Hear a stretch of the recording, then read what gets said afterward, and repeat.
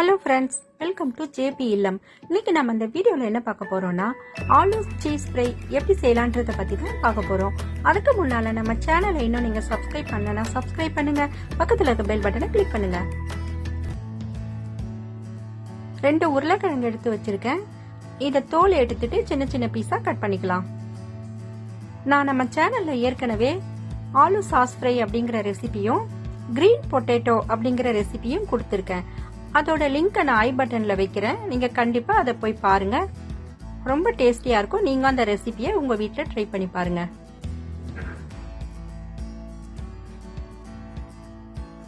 அப்புறம் முடி கொட்டுறத நிக்கிறதுக்கு வீட்லயே ஒரு ஹேர் ஆயில் ப்ரிப்பேர் பண்ணிருக்கேன். அதையும் வீடியோவா கொடுத்துருக்கேன். அதோட லிங்க்கும் நான் டிஸ்கிரிப்ஷன் பாக்ஸ்ல வைக்கிறேன். கண்டிப்பா அந்த வீடியோவையும் பாருங்க. இப்ப இந்த உருளைக்கிழங்கு தோல் எடுத்துட்டு சின்ன சின்ன பீஸா கட் பண்ணி தண்ணியில போட்டுக்கலாம். உருளைக்கிழங்க 4-5 தடவை நல்லா அலசி எடுத்துக்கோங்க. இப்ப ஸ்டவ் ஆன் பண்ணி ஒரு குக்கர் வச்சுட்டு உருளைக்கிழங்கு வேகிறதுக்கு தேவையான அளவுக்கு தண்ணி ஊத்திக்கோங்க. அதுக்கப்புறம் உருளைக்கிழங்குக்கு தேவையான அளவுக்கு உப்பு போட்டுக்கோங்க. உருளைக்கிழங்க போட்டு நல்லா கலந்து விட்டுட்டு குக்கரோட மூடியை போட்டு 2 விசில் வச்சு வேக வைங்க.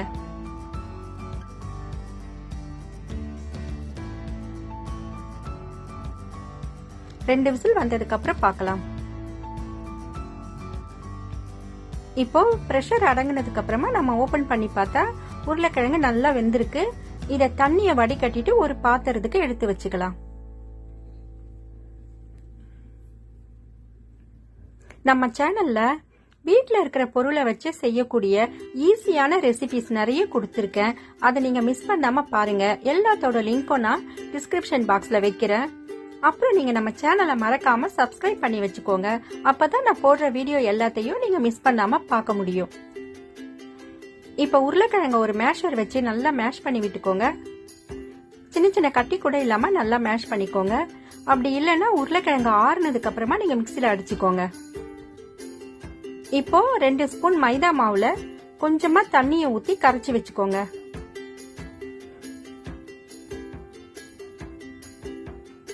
உங்களுக்கு எந்த மாதிரியான வீடியோ வேணும்னு நீங்க எனக்கு கமெண்ட் பண்ணுங்க. நான் உங்களுக்கு பிடிச்சமான வீடியோ கொடுக்கறதுக்கு கண்டிப்பா ட்ரை பண்றேன்.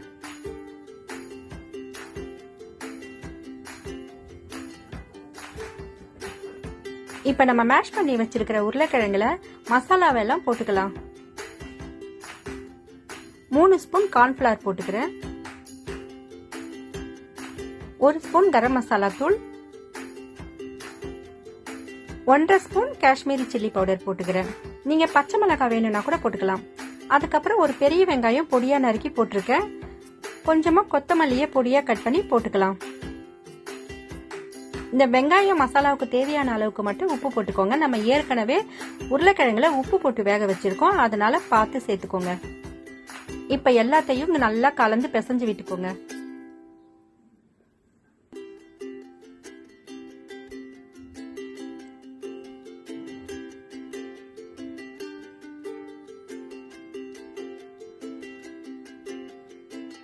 இப்ப நான் அமுல் சீஸ் எடுத்திருக்கேன். உங்களுக்கு வேணும்னா நீங்க மொசரல்லா சீஸ் கூட போட்டுக்கலாம். இந்த சீஸ் நம்ம 1 ஸ்பூன் அளவுக்கு தான் துருவி எடுக்க போறோம். அதிகமா சேர்க்க வேண்டாம், 1 ஸ்பூன் வந்தா போதும். நல்லா துருவி எடுத்துக்கோங்க.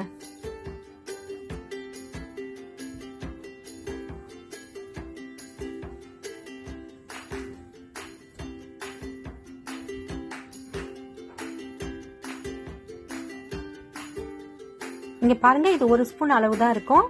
நல்லா துருவி எடுத்ததுக்கு அப்புறமா உருளைக்கிழங்குல சேர்த்து நல்லா பிசைஞ்சு விட்டுக்கோங்க. இப்ப நம்ம உருளைக்கிழங்கு பொரிக்கிறதுக்காக ஸ்டவ் ஆன் பண்ணி ஒரு கடாய் வச்சு அதுல தேவையான அளவுக்கு எண்ணெய் ஊத்தி சூடு பண்ணிக்கலாம்.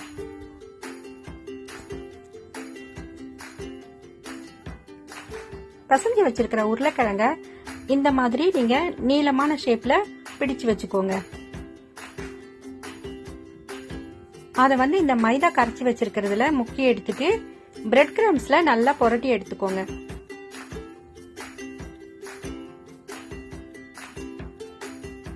உருளைக்கிழங்கு உங்களுக்கு எந்த ஷேப்ல வேணும்னாலும் நீங்க செஞ்சுக்கலாம். ஹார்டின் ஷேப்ல கூட செஞ்சுக்கலாம், இல்ல வடை மாதிரி கூட தட்டிக்கலாம், பால் மாதிரி கூட உருட்டிக்கலாம். நீங்க விருப்பப்பட்ட சைஸ்ல இல்ல விருப்பப்பட்ட ஷேப்ல கூட செஞ்சு எடுத்துக்கலாம்.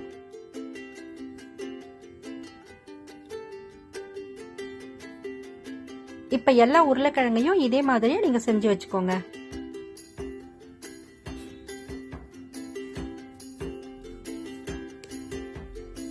இப்ப எண்ணெய் சூடாயிடுச்சு. நம்ம உருளைக்கிழங்கெல்லாம் அதுல போட்டு பொரிச்சு எடுத்துக்கலாம். ஸ்டவ் மீடியம் ஃப்ளேம்லயே வச்சு பொரிச்சு எடுங்க, இல்லைன்னா சட்டுன்னு தீஞ்சிரும்.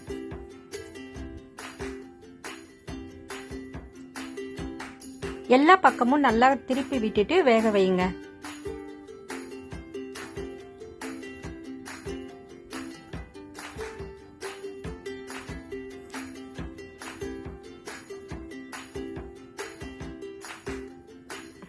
இந்த ரொம்ப டேஸ்டியா இருக்குங்க. குழந்தைங்க ரொம்ப விரும்பி சாப்பிடுவாங்க. நீங்களும் உங்க வீட்ல இதே மாதிரி ட்ரை பண்ணி பார்த்துட்டு எப்படி இருந்ததுன்னு எனக்கு கமெண்ட்ல சொல்லுங்க. இப்ப பாருங்க, ரெடி ஆயிடுச்சு. இதை ஒரு டிஷ்யூ பேப்பர்ல எடுத்து வச்சுக்கலாம். இதோட நம்ம டொமேட்டோ சாஸ் வச்சு சாப்பிட்டா ரொம்ப நல்லா இருக்கும். இந்த வீடியோ உங்களுக்கு பிடிச்சிருந்தா மறக்காம நம்ம சேனலை சப்ஸ்கிரைப் பண்ணுங்க. தேங்க்யூ ஃபார் வாட்சிங்.